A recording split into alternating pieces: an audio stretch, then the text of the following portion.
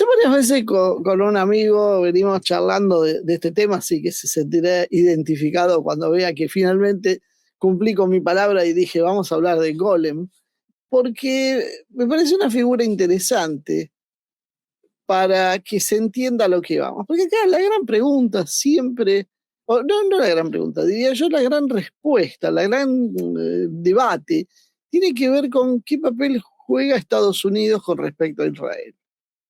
Hoy más temprano tuve una nota para RT y me tocó hablar con un analista chileno de una posición, podríamos decir, media. No dijo nada que lo caracterice así, pero porque uno ya más o menos los conoce, una posición de izquierda progresista. Una izquierda que, no estoy hablando ahora de las cuestiones de género, nada, sí de esa visión que tienen, que es muy clásica. Y el planteo era, bueno, en algún momento él decía que Estados Unidos controlaba, monitoreaba a Israel. Y esta es una versión que ha circulado durante muchísimos años. Estados Unidos utiliza a Israel como su peón, su gendarme en Medio Oriente para disciplinar la zona. Y yo me permito disentir con eso. Mi planteo es en realidad que Israel es mucho más que un gendarme. Israel es el verdadero cerebro. Quién manda y quién obedece en esta relación me parece interesante, y la posición clásica, sobre todo de los críticos hacia Estados Unidos, es esa, y algunos creemos que por ahí no es todo tan claro. Y ahora voy a pasar a explicarlo por qué. Y por eso, bueno, surgió la idea del golem, porque tiene un par de formas de verlo, de ópticas que voy a ir desarrollando, que me parece que después, bueno, usted tendrá el veredicto y dirán si es acertado o no hablar de golem, de lo que significa el golem y de lo que significa Israel y Estados Unidos, ¿no? Primero, para los que no estén tan al tanto de lo que estoy tratando de decir, el golem básicamente es una criatura mítica de la tradición judía. Viene de la literatura religiosa y de la Kabbalah, que es la mística judía, ¿no? Es un ser no nacido de la naturaleza ni creado por Dios, sino es una obra artificial, hecha por manos humanas, con barro, con arcilla, o sea, básicamente materia inerte, moldeada en forma humana, como si fuera un muñeco de barro. Su creador entonces no era Dios, sino un rabino, un hombre piadoso, que mediante conjuros cabalísticos, ahí entra la cuestión de la cabala que decíamos, y mucho conocimiento esotérico, logró insuflarle vida. Sería una especie de prototipo de los androides que estamos empezando a ver, de los robots hoy con forma antropomórfica.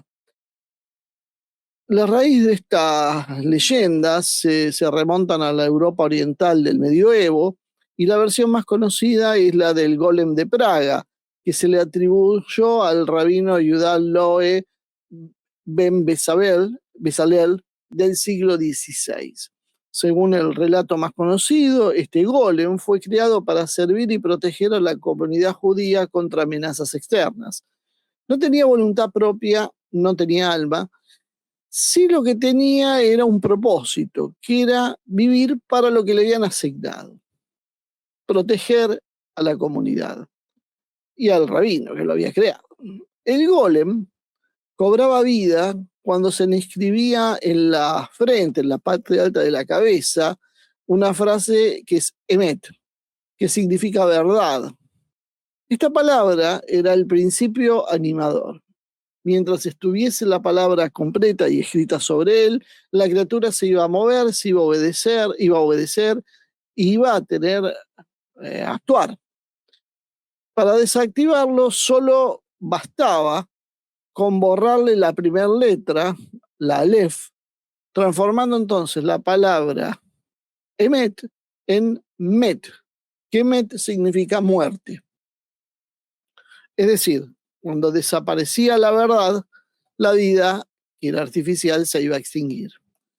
En muchas jornadas la leyenda dice que el golem comenzó a crecer en forma descontrolada, y su crecimiento no solo fue físico, sino también de fuerza y poder. Y a medida que se volvía más grande, se transformaba en algo más fuerte, pero también es más torpe, más peligroso y más difícil de controlar y dominar.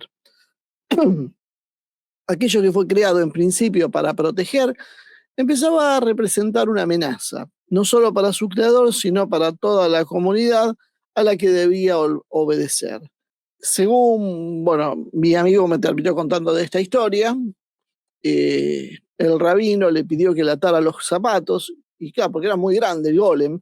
Entonces, cuando el golem se agachó, simplemente le borró la primera letra y el golem murió, si se puede usar ese término, y se desplomó sobre el rabino, bueno, matándolo también en ese acto. Por lo menos eso es una de las leyendas, hay muchas atribuidas a esto. La conclusión de esto es que el golem no puede existir indefinidamente porque está hecho para una función concreta y para un tiempo limitado. Si no se lo desactiva a tiempo, el daño que puede causar puede superar largamente el beneficio de su propia existencia. Y su destrucción no es en realidad un acto de crueldad, sino una necesidad, una corrección tardía de un acto de soberbia. Por eso ese rabino era un hombre piadoso. A diferencia del ser humano, el golem no tiene alma y tampoco tiene libertad, no elige, no duda, no se detiene por su conciencia. Y a diferencia del hombre, no está hecho para la eternidad, sino para la muerte. Esta criatura entonces surge de la voluntad de un creador mortal concebida para servir intereses estratégicos concretos, muchas veces atravesados por el propio egoísmo o por la lógica cerrada de una pequeña comunidad. Y está destinada a desaparecer una vez que cumpla su cometido o cuando ya no pueda ser controlada. Y esta es la advertencia central que nos deja esta leyenda, ¿no? No sobre el mal absoluto, porque en definitiva no era el problema del mal absoluto, sino sobre el peligro de crear fuerzas sin espíritu propio y creer que siempre podrán ser dominadas. El golem, entonces, no habla solo de mística, porque esta es la parte romántica de la leyenda, no sé si romántica sería el término, mística.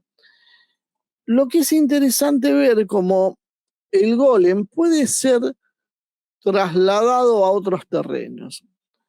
Porque el golem habla en realidad de poder, habla de la tentación humana de crear una fuerza artificial para proteger intereses propios y de la incapacidad luego para controlar esa propia fuerza que construyó. El golem, como decíamos, no tiene alma, no tiene libertad, no tiene horizonte propio, existe solo con un objetivo concreto y cuando cumple su función o se vuelve ingobernable, debe ser desactivado.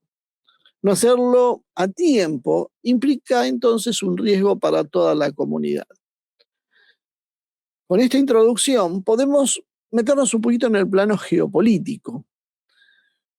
La figura del golem nos permite pensar en relaciones de poder entre un Estado que impulsa, financia, legitima un instrumento extraño y externo. Con el tiempo adquiere su propia dinámica y comienza a condicionar a su creador o a intentar condicionarlo. Y esto no se trata de conspiraciones, de magia, se trata de estructuras, de incentivos, dependencias y hasta costo creciente. En este marco, la relación entre los Estados Unidos e Israel la podemos leer, por supuesto, con un montón de salvedades y precauciones en el medio, porque no es lineal, hay que usar un poquito la imaginación, como un ejemplo contemporáneo de este dilema, ¿no? Cuando el instrumento deja de ser controlable y cuando el creador empieza a pagar el precio de su propia creación. En esta lectura me atrevo a decir que de alguna manera adaptada, permítame tener una cierta licencia artística, y atribuirle esa característica de golem a los Estados Unidos. No como una nación que sea ingenua, porque no lo es Estados Unidos, porque tiene sus propios intereses, tiene sus propios mecanismos. Tampoco es una víctima inocente, porque es plenamente culpable, porque ella es adulta, ya tiene la mayoría de edad, sino como una potencia que ha sido, tal vez no creada desde cero, pero sí amplificada y sostenida como una fuerza hegemónica y a la cual se le ha convencido de que su poder real le pertenece por derecho natural. El golem no nace solo. El golem es potenciado, y quien potencia al golem no es en realidad un sujeto místico, sino es un proyecto político concreto, encarnado hoy en el Estado de Israel y su aparato de intereses estratégicos. Israel actuó con una racionalidad fina, sin metafísica, sin una ley superior que lo guiara y sin un límite trascendente. Estados Unidos entonces es llevado a esa condición de golem cuando se lo impulsó a asumir el rol de galante militar global y también de Medio Oriente, cuando se lo empujó a sostener conflictos que no responden a sus a sus intereses nacionales directos, porque en definitiva, ¿qué gana Estados Unidos en Medio Oriente? Ni siquiera es tan relevante el petróleo hoy para las estructuras de Estados Unidos. Han cambiado mucho las cosas, tiene mucho petróleo propio, lo exporta. Restringirle algo a China y complicarle el desarrollo, eso es lo más que podía llegar a hacer, pero eso lo hace paralelamente encareciendo el precio del petróleo, lo cual beneficia a Rusia. No están claros los beneficios para Estados Unidos, mucho menos de meterse en una guerra en Medio Oriente que otra vez se va a empantanar, en el mejor de los casos, si intenta ir más allá de un ataque puntual, que va a significar destrucción de material y probablemente la muerte de hombres, y esto va a traer conflictos internos cuando hay inclusive una elección cerca y cuando el 70% ya del público estadounidense se pronuncia en contra de esta política hacia Israel. Se da una serie de condiciones entonces que hace que si uno lo ve estructuralmente, fríamente, Estados Unidos no gana demasiado con este desaguisado en Medio Oriente. Le hubiese convenido claramente negociar y ser un actor más relevante que enfrascarse en esta serie de guerras permanentes, sobre todo a esta altura del partido, donde ya no hay Unión Soviética enfrente a la cual hay que combatir. Básicamente entonces se lo ha convencido además a Estados Unidos a través de la propaganda, a través de los medios, a través de los medios de comunicación, a través del entretenimiento, de que tiene una obligación moral de ser hegemónico, que ni siquiera es una opción estratégica, es el devenir, porque nosotros planteamos normalmente que Estados Unidos se cree con derecho, pero ¿se cree o alguien lo ha convencido? O un poco de cada cosa. ¿Quién maneja? ¿Quién maneja los intereses de Hollywood? ¿Quién maneja la gran prensa?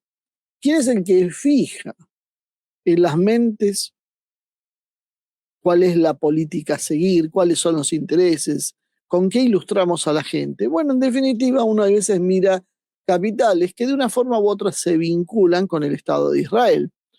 Entonces, no podemos negar la injerencia de Estados Unidos, de Israel, en la construcción de ese papel de empujar a Estados Unidos a la hegemonía. Por eso digo que de alguna manera Israel construyó ese golem, el gigante que lo iba a proteger, el gigante que iba a defenderlo. Israel no lo creó a Estados Unidos, pero lo empujó a sentirse omnipotente. Israel a través de sus mecanismos, ¿no? A creerse omnipotente, indispensable, irreemplazable. El golem entonces existe porque cree que la fuerza es su virtud y que su intervención también es la justicia. El golem, como decíamos, no piensa en términos metafísicos, obedece estímulos. ¿Cuáles son esos estímulos? Lo que cree que es seguridad, alianza, amenazas, relatos de emergencias omnipresentes, permanentes, eternos. A través de lobbies, de presión política, de alineamiento narrativo y condicionamiento estratégico, Estados Unidos termina por tomar decisiones que benefician a Israel siempre, aun cuando eso le cueste la erosión de su imagen global, porque hasta en los propios Estados Unidos está cayendo la imagen de ese país. Y en el mundo entero parece una barbaridad lo que ha hecho Israel en Medio Oriente, y que Estados Unidos ha quedado prácticamente en soledad. Hoy vemos que, bueno, ahora la Unión Europea se ha sumado, pero están los propios países del Golfo, muchos que hasta hace poco eran socios, aliados, amigos de Israel, han negado el espacio aéreo, por ejemplo, la utilización de las bases de Estados Unidos para esta aventura militar. Diplomáticamente, porque vemos que esta situación a Estados Unidos le produce claramente un costo, dado que son muy pocas las naciones que apoyan a Israel. Lo vemos en cualquier votación de las Naciones Unidas, pese a toda la presión y la presión de la propia prensa y los discursos de antisemitismo y demás, son pocas. Lo empataron en conflictos de desgaste eternos. Medio Oriente ha sido desde hace décadas un enorme problema para Estados Unidos, que le consume mucho más recursos de los que termina obteniendo finalmente. Sobre todo lo complican en su tejido interno. Pero el golem no, recuerden, no obedece a sus propios intereses, sino a que actúa por lo que le indican. No tiene una actuación propia, con decisiones propias. Y ese es el éxito del diseño, que crea que hace lo que quiere, pero en realidad hace lo que quiere el otro. En la leyenda, el golem se va a volver peligroso cuando crece sin control. En la traducción geopolítica podríamos decir que el descontrol aparece cuando Estados Unidos empieza a percibir la manipulación, cuando entiende que su hegemonía ya no le está dando los beneficios netos que pensaba, cuando descubre que sostiene conflictos ajenos a sus intereses estructurales y cuando advierte que su poder está siendo utilizado como un instrumento, no como un fin, a favor de otros intereses. Y esto pasa cuando vemos las fuerzas en general de MAGA que acusan a Donald Trump de guiarse por un eslogan que es Israel First y no el American First que les había prometido. Ahí el golem, entonces, no se va a revelar moralmente. Reacciona estratégicamente. El problema es que ya es demasiado grande para detenerse sin un daño colateral. La situación ya está en marcha. Ya no sabe cómo salir. Y el golem, entonces, ya no se vuelve peligroso solo porque desobedece, sino porque va perdiendo coherencia interna. Actúa en forma errática, mezcla intereses propios con los intereses ajenos y termina oscilando entre un retraimiento, un retiro y una violencia desmesurada. Y ese descontrol lo vemos en Estados Unidos. Es muy visible. Estados Unidos ha perdido la capacidad de arbitraje que tenía antes. Trump nos cuenta que ha hecho 8 procesos de paz y 9 y 10 y que sigue, pero la realidad todos sabemos que eso es mentira. O sea, Estados Unidos ha fracasado ahora cuando dijo, bueno, se acaba la guerra de Ucrania. Y nadie lo escuchó, ni siquiera Zelensky lo escuchó. Se ha vuelto previsible, ha dejado de ser estratégico y básicamente se ha transformado en una fuerza reactiva. El golem entonces ya no distingue entre su propio interés nacional y el interés del proyecto que lo está utilizando. El error tal vez no haya sido haber usado al golem. El error fue haber creído que el golem eternamente iba a ser controlable. Israel operó con la lógica de una supervivencia absoluta, eso sí, sin un anclaje en una ley superior. Cuando el golem ya no le responde como instrumento dócil, no hay vínculo moral que lo salve, solo cálculos, y el golem entonces es útil mientras esté sirviendo y cuando deja de servir se va a convertir en un problema. Esta lectura que estamos haciendo no habla solo de conspiraciones o de pueblos, habla en realidad del poder secular puro, sin Dios, sin límite y sin culpa. El golem, reflejado en los Estados Unidos actual, es la expresión máxima de un mundo construido sin trascendencia. Palabra que venimos sosteniendo desde hace mucho tiempo. No tiene fuerza, es una fuerza sin alma, es una hegemonía que no tiene sentido y es un poder sin freno. Israel no lo controla por magia, sino por inteligencia estratégica, y lo hace mientras le es funcional, pero como toda criatura artificial va a llegar a un punto crítico. que es cuando comprende y que Estados Unidos hoy da muchas señales internas de estar en este punto, que no comprende que no actúa por sí mismo, sino para otro. Y esto crea muchísimas tensiones internas dentro de los Estados Unidos, porque vuelvo a insistir, la mayoría ya no está de acuerdo con esto. Sin embargo, bueno, sus clases políticas sí están de acuerdo con eso. Y ahí empieza el verdadero peligro, que es no solo para el creador de esto, de este fenómeno hegemónico, sino para el mundo que queda atrapado entre ambos.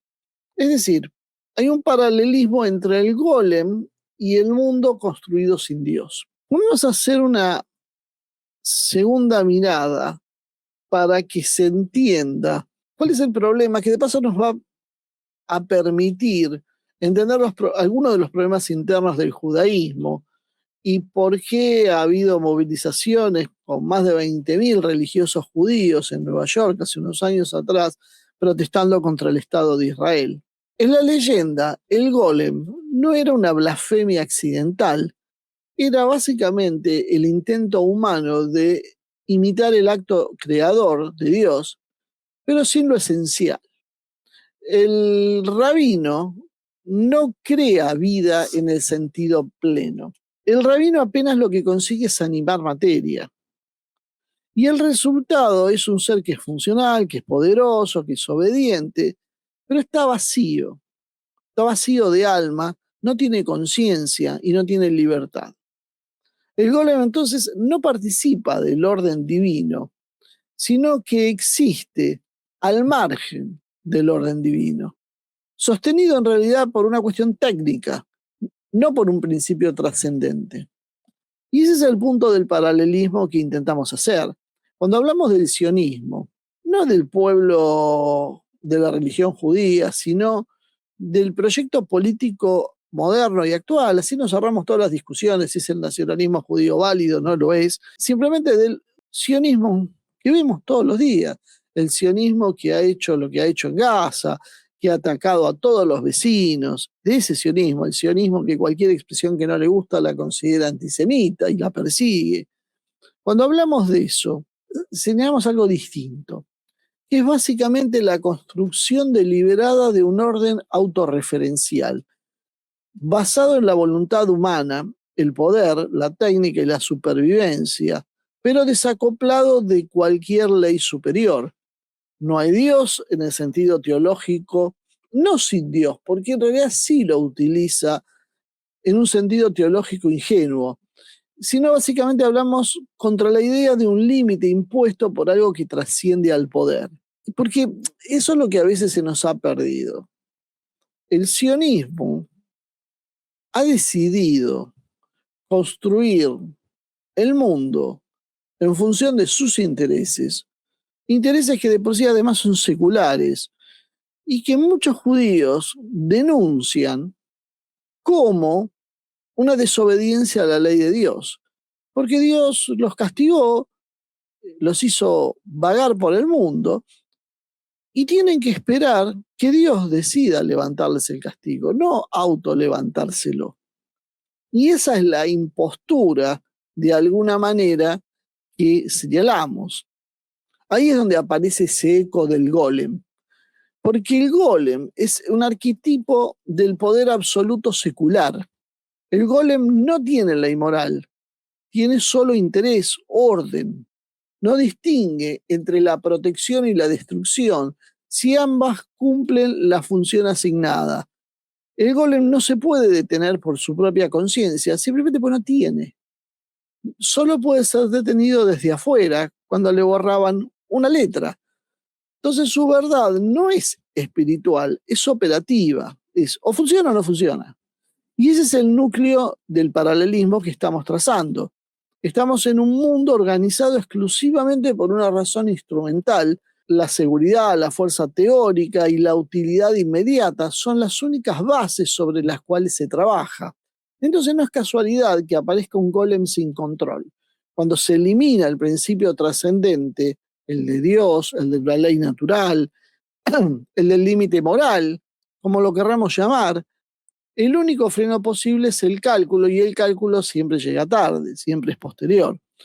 En la leyenda, el golem no es creado por Dios, sino por un hombre piadoso. O sea, tuvo una buena intención, pero igualmente era mortal, era limitado, era falible por su condición humana. Entonces no se trató en realidad de la maldad en sí, no lo hace por maldad, sino lo que los antiguos griegos hablaban de la ibris, de la soberbia creadora, el creerse por encima de sus verdaderas posibilidades. Un proyecto político que se concibe a sí mismo como excepcional, como es el caso del sionismo, que se piensa autorizado a redefinir las reglas, los territorios, los tiempos, los límites, y que reemplaza la idea de justicia por la de la necesidad, porque no es que las cosas sean justas, sino que son necesarias para sí mismo, convierte la supervivencia en lo único válido, en el valor absoluto. Y ahí es donde a veces alguien se dice, ¿por qué nosotros ponemos la figura de Dios en general? Para poner un límite a todo esto, en lo que está bien y lo que está mal. No es solo mi voluntad o mi capacidad, sino lo que está bien o que está mal. Entonces, ese es el problema, y ya me extiendo un poquito, con el relativismo moderno, donde nada está bien o está mal, todo va a depender del parecer de cada uno y de los intereses y las circunstancias individuales. Bueno, eso lleva a esto. El sionismo entonces termina creando estructuras de poder que no puede justificar moralmente y solo puede sostener por la fuerza y por el relato. Entonces, en un mundo sin Dios, porque lo están borrando, por lo menos siempre refiriéndonos a Occidente, no necesariamente un mundo ateo, pero sino sin un principio superior que limite la acción humana. Por eso sacamos los crucifijos de los edificios públicos, por eso en Inglaterra vemos que se prohíbe rezar en las calles, y podemos seguir con ejemplos de este estilo, porque estamos haciendo una vida pública laica. Cuando hacemos eso, empezamos a encontrar ese problema moral de la justificación. El problema entonces se limita exclusivamente a la acción humana. Y como en la creación y la leyenda, no era un problema la creación en sí, sino la duración, la sostenibilidad de esto. En la leyenda el golem debía ser temporal, sí, porque se había sido creado para protegerlos en una circunstancia, pero la tragedia empieza cuando se lo dejó existir más allá de su propósito inicial, más allá de su función. Entonces, toda advertencia profunda del relato, y ahí vemos el paralelismo, es en que todo orden construido únicamente sobre el poder, sobre la capacidad técnica y el relato, puede sostenerse un tiempo, puede ser eficaz un tiempo, puede parecer invencible durante un tiempo, pero no puede sostenerse indefinidamente, no es para siempre, porque no contiene otra cosa en sí mismo y tiene ese principio, podríamos decir, de autolimitación. Cuando el creador ya no pueda borrar la Aleph, la primera letra, cuando ya no pueda apagarla a la criatura sin destruirse a sí mismo, como le terminó pasando al creador, el sistema va a entrar en crisis. En un mundo construido deliberadamente al margen de Dios, es decir, sin que haya un límite que trascienda el poder humano, termina produciendo golems, fuerzas que parecen muy eficientes, parecen muy eficaces, muy obedientes, peligrosas de temer, pero que tarde o temprano se vuelven contra su propio creador, se transforman en un riesgo para su propio creador. La leyenda entonces no condena la inteligencia o la técnica en sí, lo que condena es la pretensión de sustituir el orden divino por uno puramente humano y creer que eso no tendrá consecuencias. En la leyenda original, el golem era una criatura creada por el hombre para imitar el acto divino de la vida. El error no estaba en la intención de proteger, sino en la pretensión de crear una vida al margen de la de Dios y de producir un orden sin trascendencia. El golem funciona, obedece, protege, hasta que creció, se descontroló y se volvió peligroso. El sionismo moderno, como un proyecto secular, introduce una inversión aún más profunda. No solo creó ese golem, sino que lo colocó por encima de Dios, arrogándose inclusive el derecho a elegir cuándo, cómo y dónde fundar un Estado. En abierta tensión lo hace con la tradición religiosa judía que concebía el retorno y la redención como un acto divino, no como un acto político o humano.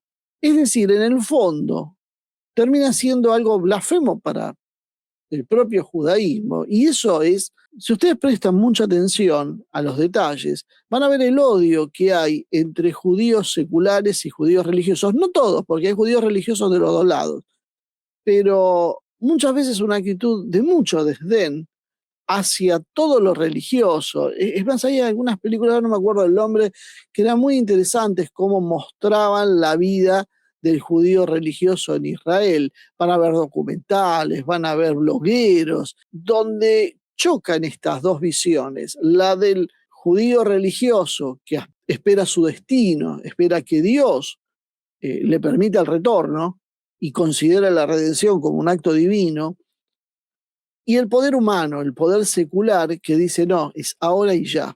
Nosotros vamos a forzar el plan de Dios. Y ese es el punto de quiebra, la ruptura que hay, que obviamente los medios tapan y que no quieren que se sepa, entre el pensamiento del judaísmo religioso y el proyecto del sionismo, que no nace entonces como una continuidad del judaísmo tradicional, sino en realidad como un proceso de ruptura. Básicamente lo que termina haciendo es reemplazando la ley mesiánica por la acción política. Sustituye la ley divina por una razón de Estado.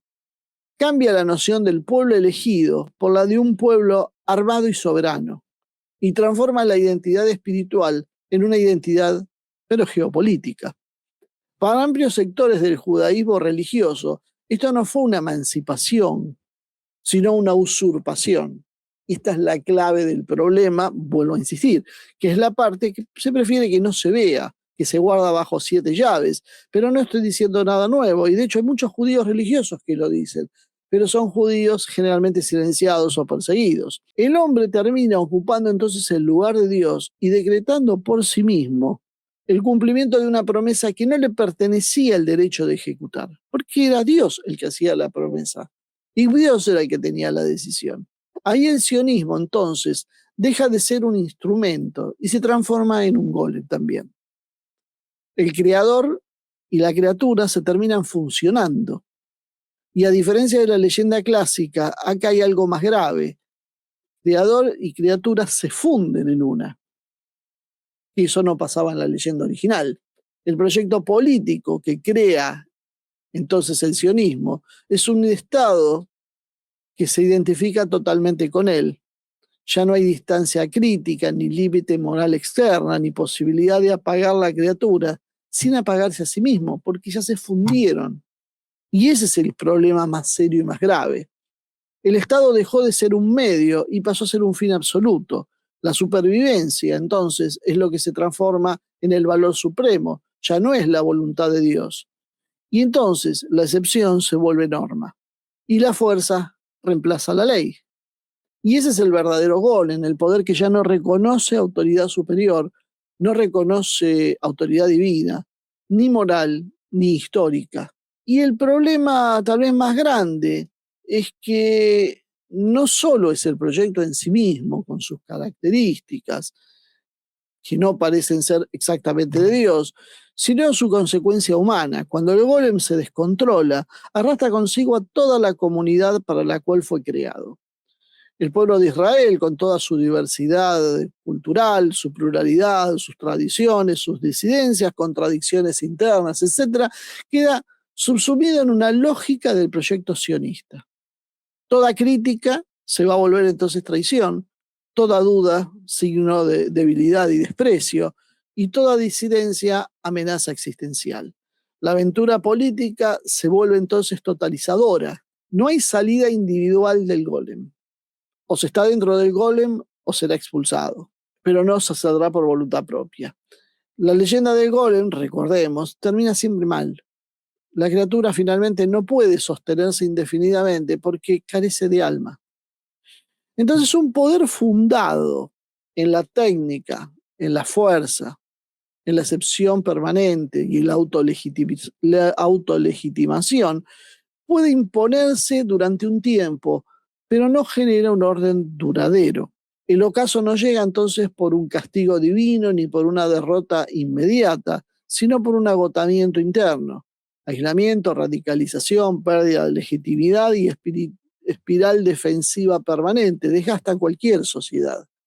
El golem no cae, no va a caer porque alguien lo destruya, sino porque ya no va a poder seguir existiendo sin destruir todo a su alrededor. Y esa es la peor alegoría que podemos ver en el Estado de Israel. El sionismo, el colocarse por encima de Dios, no libera al pueblo judío, sino en realidad lo encerró en una criatura política sin freno, una criatura política que exige una obediencia total y un sacrificio constante. Como todo golem, ese proyecto está destinado finalmente a un fin trágico, no por la maldad intrínseca, sino por el error de su origen, haber creído que el hombre podía ocupar el lugar de Dios sin consecuencias. Y entonces, cuando el golem entra en su fase final, no distingue culpables de inocentes y termina arrasando con todos.